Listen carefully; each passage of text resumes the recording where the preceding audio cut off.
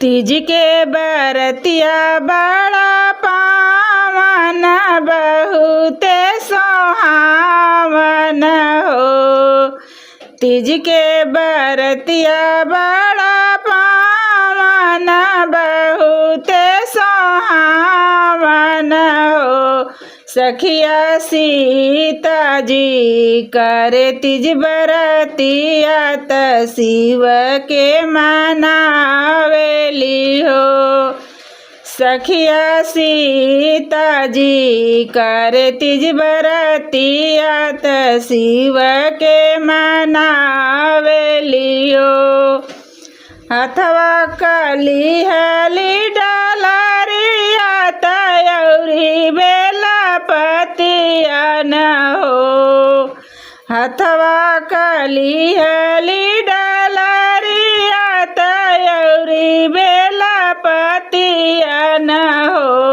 सखिया तोड़ी लियली भंगिया धतूरत शिव के पूजन चले हो।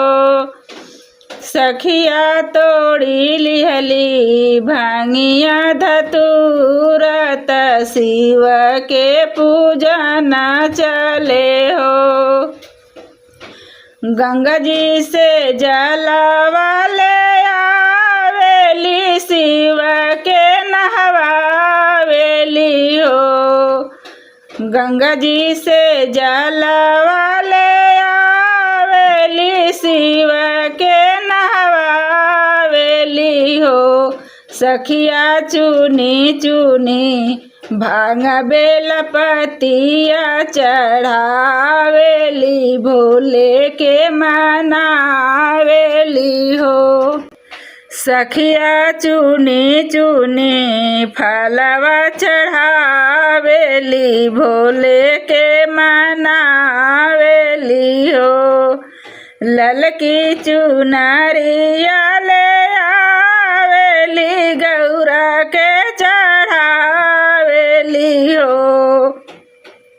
ललकी चुनरिया ले आवेली गौरा के मनावेली हो। सखिया शिवाजी के करली पूजनवा त शिव से अरज करे हो। सखिया शिवाजी के करली पूजनवा त शिव से अरज करे हो।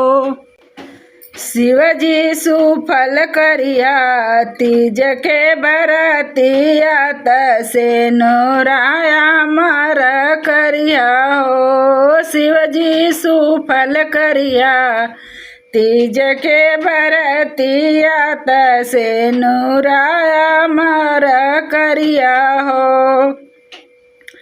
गौरा गोदिया में हमें मोर ललनावा त उनके अमर रखिया हो। गौरा गोदिया में हमें मोर ललनावा त उनके कुशल रखिया हो।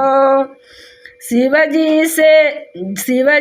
जैसे देला गौरा के प्यार त वैसे माने पियावा हमार न हो। शिवजी जैसे देला गौरा के प्यार त वैसे माने पियावा हमार न हो।